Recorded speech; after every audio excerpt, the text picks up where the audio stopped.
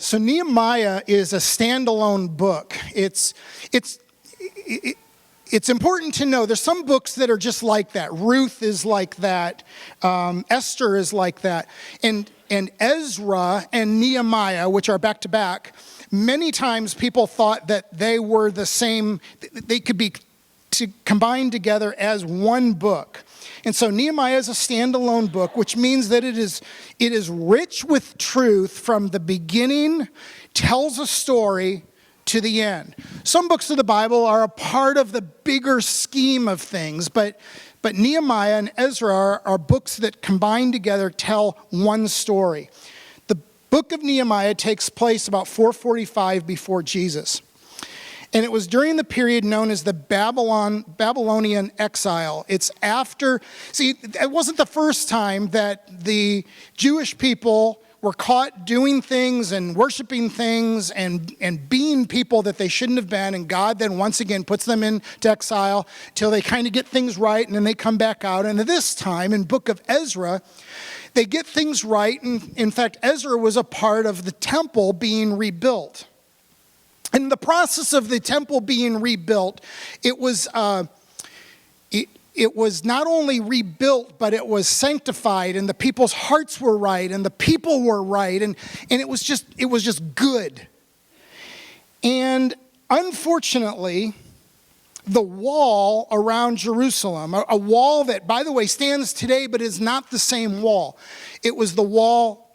It was a different wall, and it was built and crumbled and attacked, and it was in ruins. What's interesting about walls in Jerusalem, in fact, any time back in the day, today, if you have a wall or if you have a building that's in ruin, what happens is you kind of go in with trucks and bulldozers and you pull everything out and you start over. Well, back then, it would have been a waste of time and effort and energy. So the wall that stands right now around Jerusalem, around Old Jerusalem, is made up of the same stones as of 2,000, 3,000 years ago.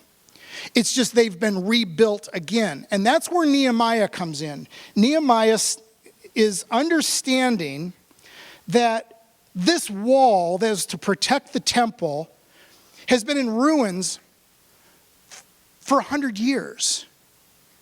And there was a day that Nehemiah thought to himself, something's not right. And why is it that for 100 years it just sat, the temple did, in a vulnerable state to any kind of attack? Right from the get-go, I see application in my life, maybe yours. There are things that we see that are not right. They haven't been right for as long as we've lived. And for some reason, no one has stood up to do anything about them. There are things even in our families that aren't right.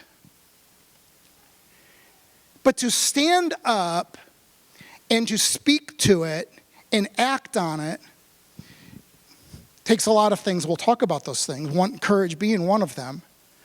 And Nehemiah was sitting back in his time with God in prayer, and he started seeing, but he was starting to see not just with his eyes, because everyone saw a demolished wall, but he started seeing with his heart.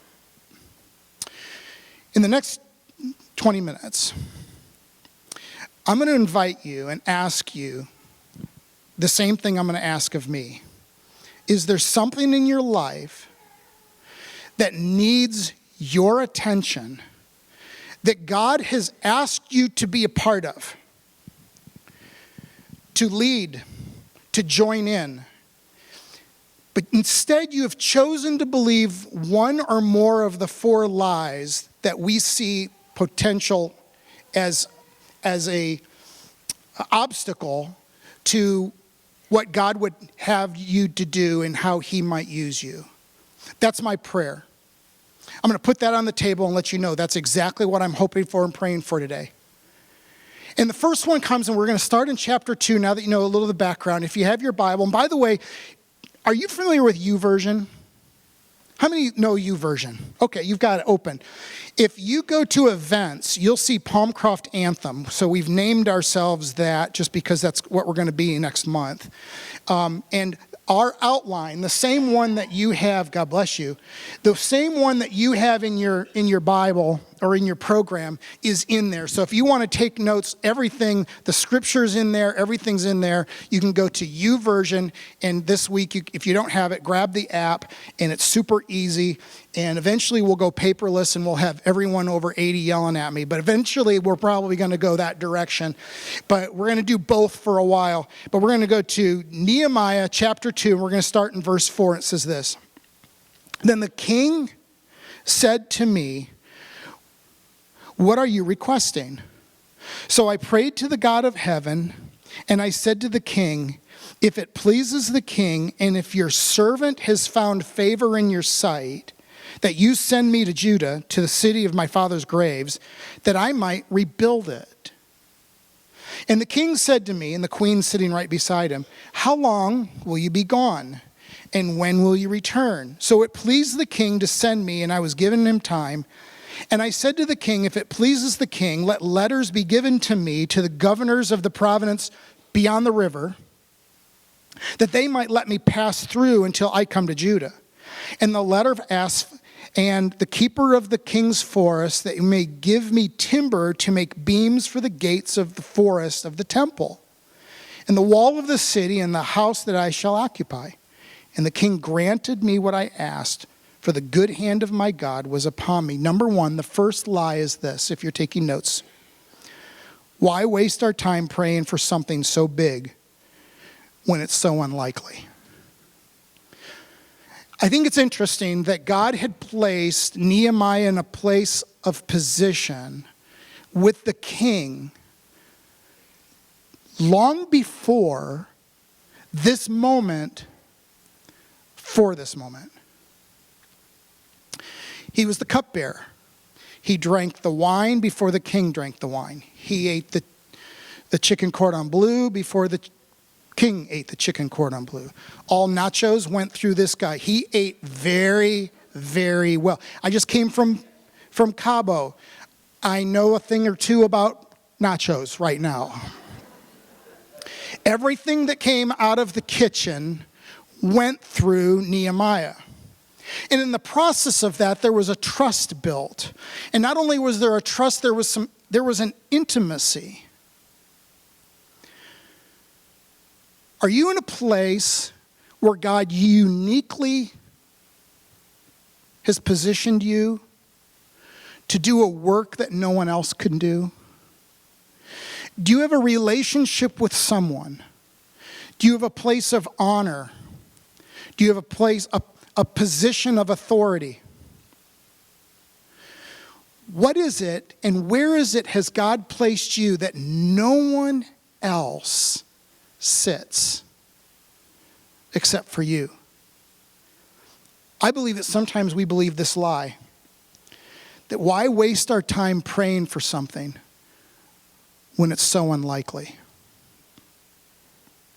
I won't embarrass the folks. They know who they are. There were many trusting, begging on a regular basis, going to the building that we're going to, that we signed the lease on this past week. So it's a done deal. They're stuck with us. Yeah. There was a group of people that would, on a regular basis, daily, go and pray, not over that building, but literally place their hands on that building. I won't embarrass you by asking who you are, but you know who you are, and this room is scattered with you. Can I officially and formally thank you? May I thank you for doing what God has called you to do, even when it was such a ridiculous, audacious prayer. Thank you. And I'm certain there were days that things were looking so bleak and finances were so bad and personnel issues were so high. And still, at times you even got out of bed and you placed your hand on that building and say, God, if it be your will, allow this to be the place that this church worships Jesus and is a testament to his faithfulness. Thank you. And some of you are facing things in your life that are way bigger than a $2.1 million 7-year deal. In fact, some of you are facing things so large that you would take a $2.17 million 7-year deal over what you're facing in a New York minute. I get that. I know some of you. You see, there's 3 places, main ways that God distributes and gives as a means of grace. It's through his word, it's through fellowship of other believers, and it's through prayer. And that's why I love our small group so much. Our small group leaders, Kent and Donna, I love them because we get in the word every week that we gather, we pray together, and we encourage each other. All 3 happen together simultaneously at the same time in small group. That's why you need to be in a small group. But of the 3, time in the word, fellowship with other believers, and prayer, which is the hardest for you? Me too. And Nehemiah, you go back and that's all he did is he spent God and he just prayed and he prayed and he prayed. And he's praying for the wall and he's praying for Jerusalem. He wasn't anywhere near it. And God put it on his heart and he could not stop praying. And it was audacious of who is he?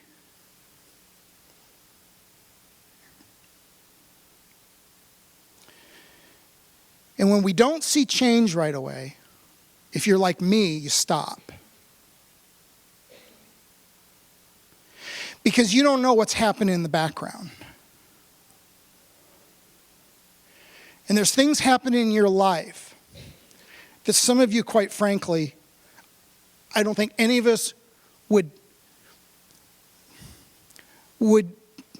in one way guilt you for stopping to pray. But you don't. And for some reason, God won't leave it alone. And so you continue to search him. And you continue to listen.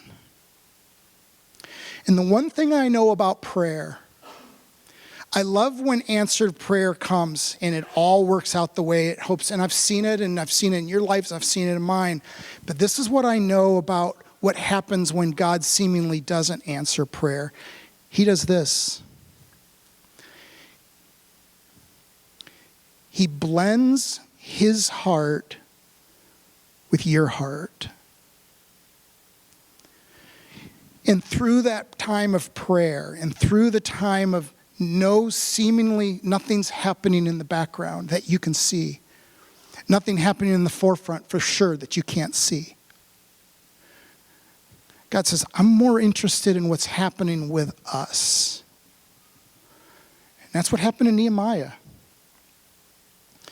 In this story, and often in ours, God is preparing Nehemiah for something big by linking arms and giving him strength and confidence. And I think he was even giving him vision. So the first lie is this. Why waste our time praying for something so big when it's unlikely? That's the first lie. Here's the second one. It comes from chapter 2, verse 9. Listen to this. Then I came to the governors of the province beyond the river and gave them the king's letters. Now the king had sent with me officers of the army and the horsemen. But, there's always a big but. 1 T, not 2.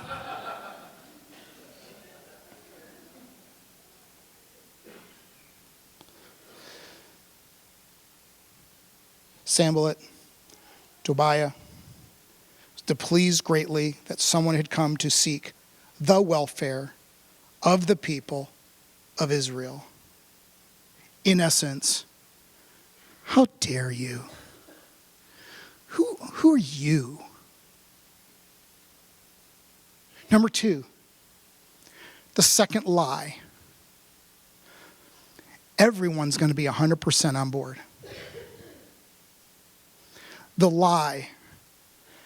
If God's given it to me, how could anyone be against it? I came from Baptist church. I don't think anyone even believes that lie anymore in Baptist church. If we had to vote on the second coming of Jesus, there would be a no vote in the vote. Eleanor Roosevelt once said this: great minds discuss ideas, average minds discuss events, small minds discuss people, but the smallest of minds criticize people. And if it wasn't for God's obvious direction, Nehemiah might have been discouraged. And he took it, and he didn't care. How many of you by nature, you admit, you do care too much at times about what people think? Let me see your hands. Okay, put them down. How many of you don't give a flying rip? Let me see your hands. Chris, put your hand up. Yeah. I know some of you. Do you realize that those of us that care too much look at you and how envious we are? Do you realize that we would love to go through life and go, not only do I not care, I kind of like doing it and making them mad. By the way, how many of you like doing things and literally like making people mad? Let me see. Some of you are lifting your spouse's hands, which I certainly appreciate. So Nehemiah is somewhere in between, and I can appreciate it. He's like, you know what? I get it. There's always going to be someone negative, and there's someone going to be against it. But God has given me a mission, and he's given me vision, and I'm not going to stop any longer than to recognize it, evaluate it, see it, and then do something that I love and I've learned to do better in the last 3 years than I have my whole life, and that is dismiss it. There is an art and there is a science, and it is a miracle for some of you like me to dismiss criticism. And how much easier it is to do when you know that the vision and the mission that God gave you has to be done. I would rather stand in front of God in eternity and be accused of not listening enough to criticism and staying on course than the other way around. Obviously, I'd like to do both. I'd like to live a balanced life. And for the most part, I am perfect. I get that. And so thank you for correcting me. But in a perfect world, I would like to take it, process it, and use it or dismiss it, one or the other, and then move on. I'd like to do that. But push comes to shove, if God's given you mission and vision, don't stop with your mission and vision. Which leads me to the third thing, chapter 2, verse 11. It says, so I went to Jerusalem and was there 3 days. And in fact, of the length of the text, let me just skip around a little bit here. Verse 12, he says, then I rose at night and a few men with me, and I told no one what God had put into my heart to do for Jerusalem. Skip to verse 13. I went out by night, the valley of the gate of dragons, spring of the dung gate. Not a funny gate. There's so many things in my mind I could say, and I'm not. And then I inspected the walls of Jerusalem, were broken down, and its gates had been destroyed by fire. Then go down to 16. And the officials did not know where I had gone or what I was doing, and I had not yet told the Jews or the priests or the nobles or the officials or the rest of those work. So number 3, the third lie is, when God directs, it's our job to go public immediately. That's the lie. There was a 3 days where Nehemiah has had this process. He had this prayer. He approached the king with with complete humility, not knowing what the king would say, not knowing anybody can be a cupbearer. If you eat and drink and you die, you're a pretty good cupbearer. The real successful ones don't last very long. So anyone could do his job. And he risked all of it. And then he had papers given to him. And then he had people. And then he had horses. And he had generals. And he had permission to go across the river and through different areas. And God had done all of this work. Boom, boom, boom. Open door after door after door. And all of those things happening, and it would be the temptation of Nehemiah, it would be for me, maybe for you, to just sit back and take the mic and go, okay, anyone listening? The Lord has spoken. And what does Nehemiah do? He says, the officials, those that walked around at night with him didn't even know what they were doing. Can you imagine going up to 3 or 4 guys, hey, we're going to walk around the city in the middle of the night? Oh, huh? Yeah, no, we're just going to walk around, and this whole time he's evaluating the wall, and he's watching people, and he's coming up with a strategy. I wrote some reasons why wait. 1, we need time to think about all the possible problems. There is a process that I need, that you need, in just thinking about this. Now that we know what we're doing, how to do it requires just stopping, walking, evaluating, assessing, weighing. Nehemiah was doing that without anyone knowing it. It's just all up here. 2, we need time to think about all the necessary people.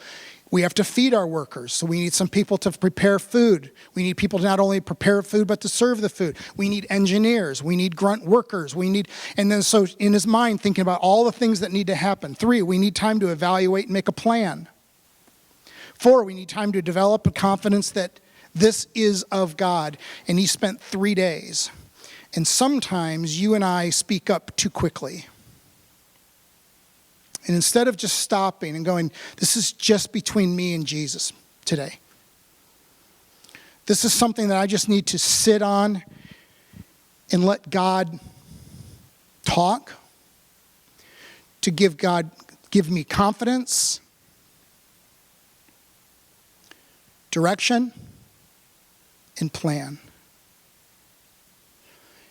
In my life, sometimes I just speak up too quickly and I go public way too fast. Are you facing something in your life that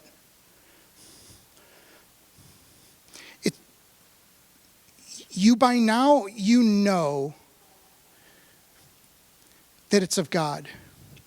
And you don't know how, and you don't know where and when and who. All you know is why. That's the only one you know. And how tempting it would be to just put it on Facebook. And as we're on Facebook, we're just kind of skimming, and we see it, and we go, oh, that's nice. And maybe you'll get a like, or maybe on a really good day, you'll get a heart. But probably not a share. And if you're not on Facebook, you have no idea what I just said. And you just kind of go like this. You just keep going. Until God says, speak. You've been quiet long enough. And not only do I want you to speak, I want you to speak to these people.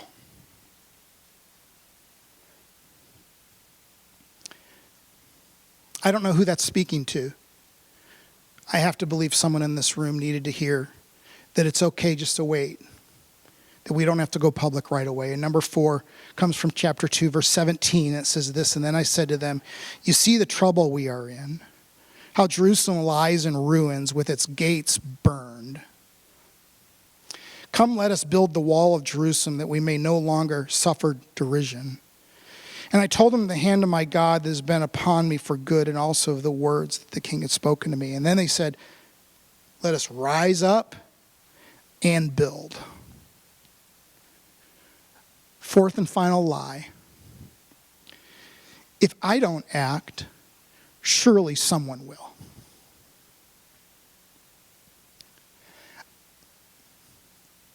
This is the part that's very personal.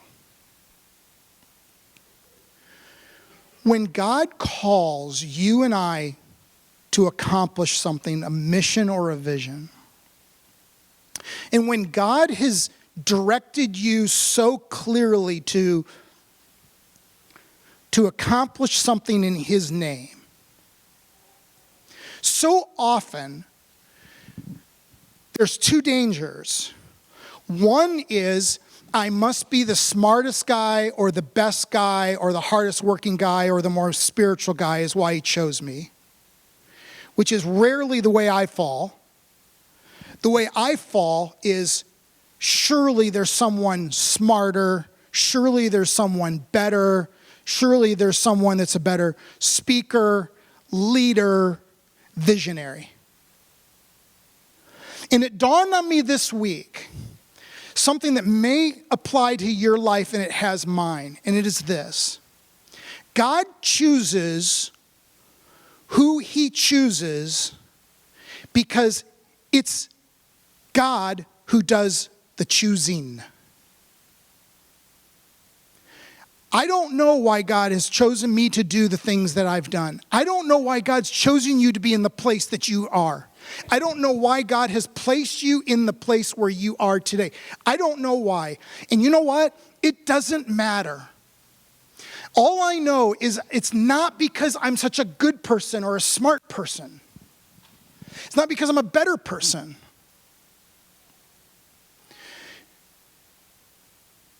One of the things that I've understood better in the last 3 years of my life that I so wish I'd known for the last 31 years of ministry is that sometimes there appears to be no rhyme or reason why he chooses certain people to be called to do certain things. He just does. And I think most of you, if you were to be honest, are like me. That you don't see yourself as so qualified. You actually, on the other side, see yourself as unqualified. And the lie that says, if you don't do it, someone else surely will, is the lie that keeps so many projects from never starting.